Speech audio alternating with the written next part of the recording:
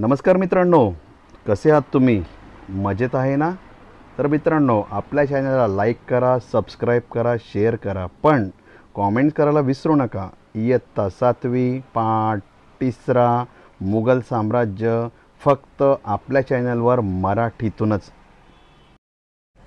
प्रश्न पहिला, खालील प्रश्नांची एका वाक्यात उत्तरे द्या. नंबर 1, पानिपतचे प्रथम युद्ध कधी आणि कोणाकोणामध्ये झाले? उत्तर, पानिपतचे प्रथम युद्ध 20 एप्रिल 1526 रोजी बाबर आणि इब्राहिम लोदी यांच्यात झाले. नंबर 2, शेरशाहच्या स्थापत्याविषयी लिहा. उत्तर, शेरशाहने सासाराममध्ये समाधी आणि दिल्लीमध्ये मशीद बांधली. नंबर 3, अकबराच्या काळातील महान संगीतज्ञ गायकाचे नाव लिहा. उत्तर, अकबराच्या काळातील महान संगीतज्ञ गायकाचे नाव तानसेन होते. नंबर 4, जहागीरच्या चित्रकारांची नावे सांगा. उत्तर, जहागीरच्या दरबारात मंसूर नावाचा एक जगप्रसिद्ध चित्रकार होता. तो पक्षी चित्रकार होता. जहागीरचा दुसरा चित्रकार अबुल हसन होता. छत्रपती शिवाजी महाराजांचा जन्म कुठे आणि केव्हा झाला? उत्तर, छत्रपती शिवाजी महाराजांचा जन्म 1627 महाराष्ट्रात शिवनेरी किल्ल्यावर झाला. प्रश्न दुसरा, सांगितल्यानुसार उत्तर लिहा. 1, मुघल वहिवटतंत्राची रूपरेखा द्या. उत्तर, मुघल प्रशासन अकबराने आयोजित केले होते. मुघल राजवटीच्या केंद्रस्थानी सम्राट होता. बादशहाला सल्ला देण्यासाठी आणि मदत करण्यासाठी मंत्रिपरिषद होती. सम्राटाची शक्ती सर्वपार होती. तो सर्वोच्च सेनापती होता. सम्राट आणि राज्य प्रशासनाच्या समन्वयासाठी वजीराची नियुक्ती करण्यात आली होती. त्याला दिवाण-ए-वजीर कुल म्हणत. वजीर हा वित्त आणि महसूल प्रशासनाचा प्रमुख होता. सैन्याच्या प्रमुखाला मीरबक्ष म्हणत. मीरबक्ष सैन्यामध्ये सैनिक भरती करत असे. तो लष्करी अधिकारी नेमायचा. राज्याच्या गुप्तचरांवरही त्याची देखरेख ठेवली.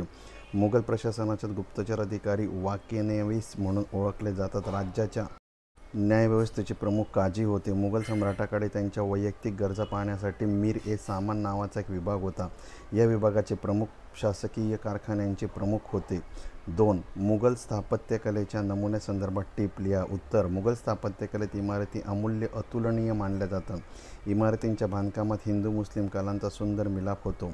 मुघल वास्तुकलेची मुख्य उदाहरणे खालीलप्रमाणे आहेत. नंबर 1, बाबरने पानिपतजवळ काबुली मशीद संबल येथे जुनी मस्जिद आणि एक आग्रा येथे बांधली. नंबर 2, अकबरने आग्रा येथे किल्ला बांधला. त्याने आग्र्यापासून 36 किमी अंतरावर प्रसिद्ध संत शेख सलीम चिश्ती यांच्या स्मरणार्थ फत्तेपूर सिक्री नावाचे शहर वसवले होते. येथे अकबरने गुजरातच्या विजयाचे स्मरणार्थ भारतात सर्वात मोठा दरवाजा बुलंद दरवाजा बांधला. याशिवाय यांनी सलीम चिश्ती यांची दर्गा, मस्जिद आणि पंचमहाल इत्यादी बांधले. संगमरमर, जहागीरच्या काळात बांधलेल्या वास्तूमध्ये पांढरा संगमरवर वापरला गेला.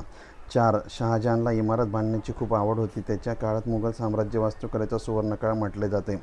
शहाजहानने आपली पत्नी मुमताज महल हिच्या स्मरणार्थ आग्रा येथे यमुना नदीच्या काठावर ताजमहल बांधला. हे जगातील एक आश्चर्य मानले जाते. शहाजहानने आग्रा येथे मोती मस्जिद बांधली, जी एक अद्भुत इमारत मानली जाते. त्यांनी दिल्लीमध्ये प्रसिद्ध लाल किल्ला बांधला.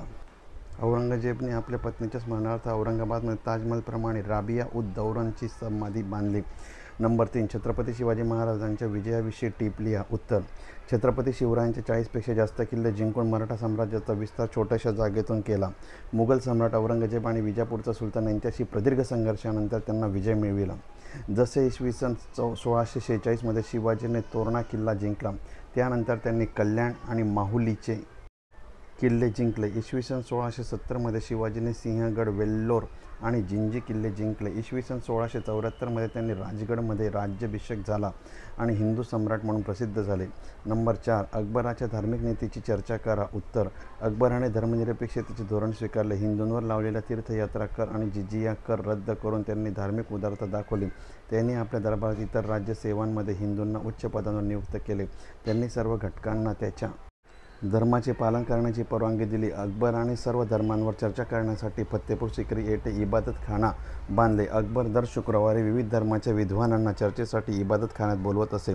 त्याचे प्रवचन तो अतिशय लक्षपूर्वक ऐकत असे. त्याच्याकडून त्यांनी प्रत्येक धर्माची उत्तम तत्त्वे घेऊन दीन-ए-इलाही नावाचा नवा पंथ स्थापन केला. त्यामुळे अकबराचे धार्मिक धोरण उदारमतवादी आणि प्रशंसनीय होते. नंबर 5 शेरशाच्या सुधारणांची चर्चा करा. उत्तर शेरशाह इसवी सन 1540 पासून इसवी सन 1545 पर्यंत त्याच्या 5 वर्षाच्या कारकिर्दीमध्ये अनेक सुधारणा करण्यात आल्या. त्यापैकी मुख्य सुधारणा खालीलप्रमाणे आहे. 1. शेरशाहने चोर आणि दरोडेखोरांचा कडक बंदोबस्त करून राज्यात शांतता प्रस्थापित केली. 2. त्यांनी घोडेस्वार सुरू करून नवीन टपाल व्यवस्था सुरू केली. 3. त्याने व्यापार आणि यात्रेकरूंकडून धर्मशाळा बांधल्या. त्याने रुपयाचे चलन सुरू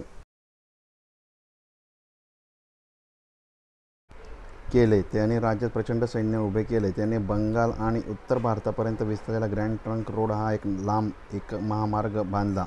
7. टोडर मिलच्या मदतीच्या साहाय्याने जमिनीचा प्रकार आणि शेतीच्या उत्पादनाच्या सरासरीवरून जमीन महसुलीचे समीकरण तयार केले. वरील सुधारणांसाठी शेरशाहची आठवण होते. प्रश्न 3. खाली दिलेल्या विकल्पातून खरा विकल्प शोधून खरे उत्तर लिहा. 1. पानिपतचे दुसरे युद्ध अकबर आणि हेमूमध्ये झाले होते. नंबर 2. बुलंद दरवाजा कोणी बनविला होता? अकबर. नंबर 3. दिल्लीचा लाल किल्ला शहाजहानने बनविला होता. नंबर 4. अकबरचा जन्म अमरकोट नावाच्या स्थळी झाला होता.